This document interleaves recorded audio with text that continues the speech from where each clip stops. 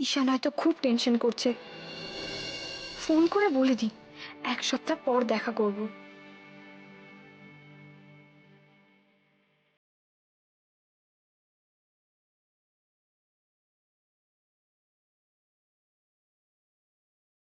কথা হলো?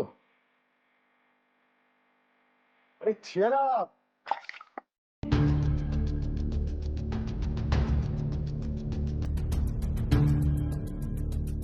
The number you are trying to call is currently not reachable. Please try again later. কি রে, ফোনটা ফেলে দিলি? যেটুকু বাকি ছিল সেটাও পূরণ করে দিলে। নীলাশের সঙ্গে আমি কথা বলবো কি করে? আচ্ছা দেখো, ঠিক আছে, আমার কথাটা আগে শোনো যে স্টোরের পুরো দায়িত্ব কিন্তু বিভাস তোমার ওপর, যতক্ষণ না আমি আসছি। কোনো রকম যদি প্রবলেম হয় না, আমি কিন্তু তোমাকে জাস্ট দেখে নেবো না, কোনো রকম মিস্টেক তুমি করতে পারবে না। তুই ফোনটা ফেলে দিলি? আমি ফেললাম? ও হঠাৎ করে তুমি এসে পিঠের উপর দড়াম করে মারলি আর ফোনটা জলে পড়ে গেল। তাই? টেনশন নিস না, আমি নতুন ফোন কিনে দেবো। টেনশন তো তুমি খাড়া করে দিয়েছো। আরে নীলাশার নম্বর সেভ করা ছিল ফোনটার মধ্যে, আমি কি করে ফোন করবো ওকে এখন? ও মাই গড, এই ডাইমন্ড, তুই কি বোকার ছেলে বলতো?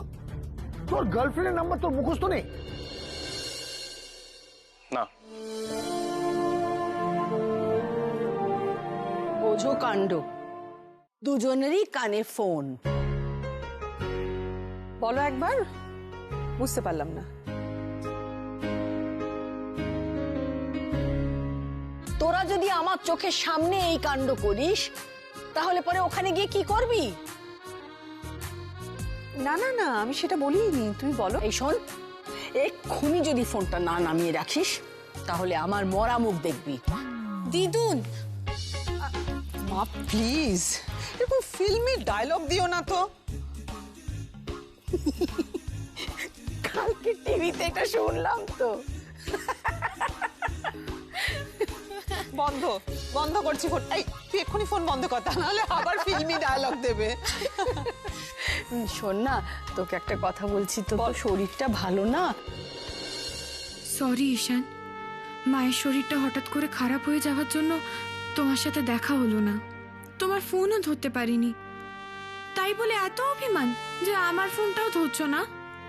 ঠিক আছে, আমি মিরিক থেকে ফিরে আসি, তারপর দেখব কি করে তুমি আমার উপর অভিমান করে থাকতে পারো।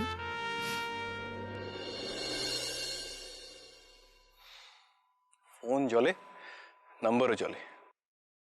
এই কি বিপি করছিস? টেনশনে তো দেখছি মুখ চোখ একদম কালো পড়ে গেছে। কেন টেনশন নিচ্ছিস? আবার পিঠে মারলে? তা পিঠে মারতে কি আছে? যাকে দেখ, তোর জন্য একদম লেটেস্ট ফোন কিনেছিলাম, দিতে ভুলে গেছিলাম। এবার এই অ্যাক্সিডেন্টাল জায়গায় ভাবলাম তোকে এটা দিই। এটা হচ্ছে লেটেস্ট 4G। তাহলে এখন তোমার এই লেটেস্ট 4G ফোন নিয়ে আমি আর তুমি কি করবো? বসে বসে সেলফি তুলবো? তাই করতে হবে, কারণ ওর নাম্বার তো আর পাওয়া যাবে না, আর তার জন্য দায়ী তুমি। আমি মানুষের ভালো করতে নেই, এই এতগুলো বছরে তুই আমাকে বুঝিয়ে দিবি। আমি চললুম আমি মানুষের ভালো করতে নেই, কোনো মতে করতে নেই। তাই ভাবলাম নতুন ফোন দেব, তাতে খুশি হবে। বাবা, যত রাগ বাবার উপরে।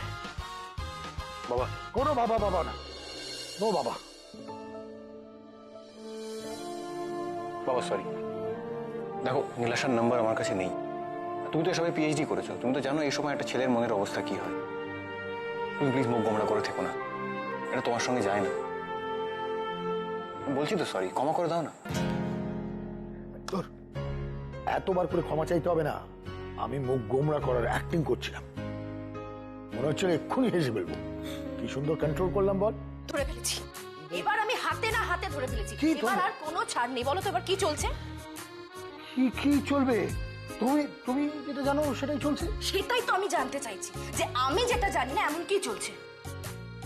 কোনো কিছুই চলছে না, যেটা যেমন ছিল তেমনই চলছে, ভালো চলছে। ভালো চলছে? আচ্ছা, তাহলে ঈশানের শার্টের পকেট থেকে এটা এলো কি করে?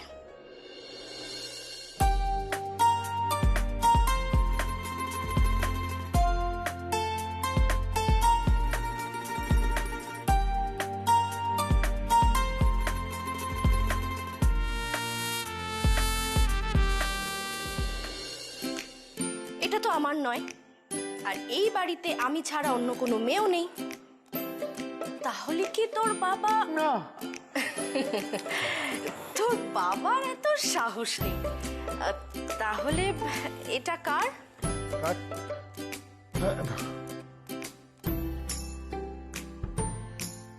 ঈশান, এটা কার?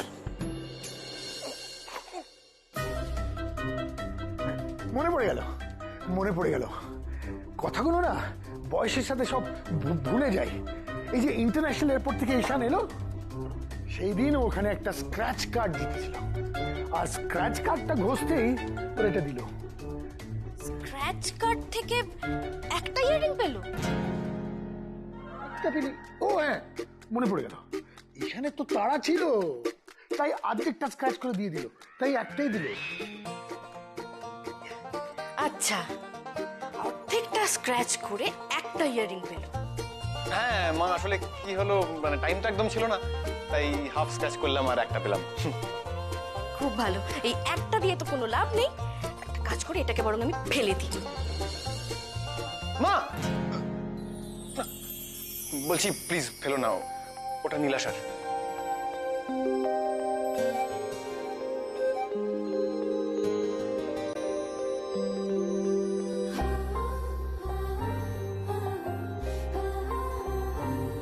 নীলাশা?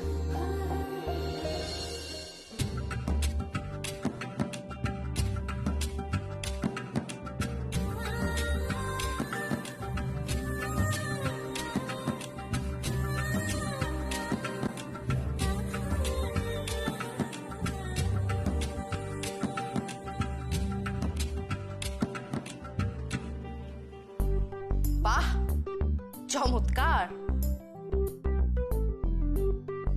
তোমাদের দুজনের দুটো পাসপোর্ট সাইজ ছবি দিও তো আমাকে, আমি একেবারে বাঁধিয়ে নিজের কাছে রেখে দেবো। একজন ভুলভাল ভাবে প্রেম করছে, আবার আরেকজন সেটাকে উস্কানি দিচ্ছে। আর তুই কি রে ঈশান, যাকে ভালোবাসিস তাকেই মিথ্যে কথা বলছিস? আর সেটা আবার আমার থেকে লুকোচ্ছিলি? আমার প্রথমেই সন্দেহ হয়েছিল তোমরা দুজনে মিলে কিছু একটা খিচুড়ি পাকাচ্ছ। মা আমি কি করবো, ও যদি সত্যিটা জানে তাহলে আমার মুখ দেখবে না। আর যখন জানতে পারবে যে তুই ওকে মিথ্যে বলে এসেছিস, তখন বুঝি দৌড়তে দৌড়তে হাতে একটা মালা নিয়ে আসবে না, আর বলবে হ্যান্ডসাম গাই, তোমাকে আমার চাই। মিথ্যে কথা একদম বরদাস্ত করবে না আমার বৌমা। বৌমা? না তো কি ওকে ঠাকুরঝি বলে ডাকবো? এই তোমার সঙ্গে পড়ে না আমার ছেলেটা একেবারে খারাপ হয়ে গেছে, তোমার সঙ্গ দোষে। আমি আবার কি করলাম? হ্যাঁ, আরে ওদের প্রেম তো গড়ার ছিল, আমি শুধু একটা নালা কেটে দিলাম। নালা কাটুনি, তুমি একটা আস্ত খাল কেটে নিয়ে এসেছো। তারপরে কোন বাবারে মারে, আমি এখানে বিপদে পড়ে আছি আর তোমরা এখানে নালা আর খাল আলোচনা করছো? ওই তো মা। ঈশান, বাবাকে ছাড়ো, মাকে ধরো। আমি যতটুকু তোর কথাটা শুনে বুঝতে পারলাম, যা কিছু সলভ করার কিন্তু আমাকেই করতে হবে, কিন্তু তার আগে পুরো সত্যিটা আমার জানা দরকার। এই ঈশান, এই একই কথা আমি তোকে কবে থেকে বলেছি।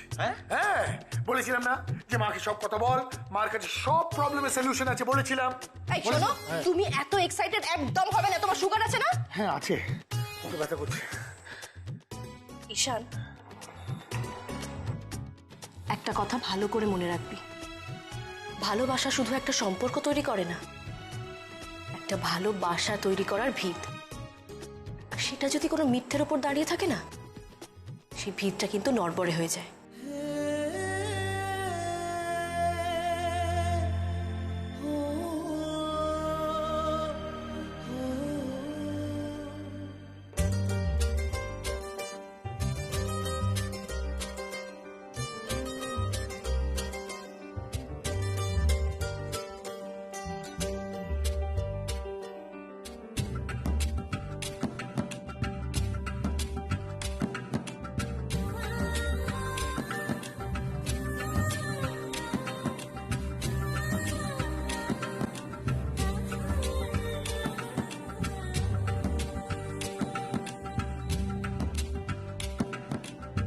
যা, নীলাশাকে গিয়ে সব সত্যি কথাটা বলে দে।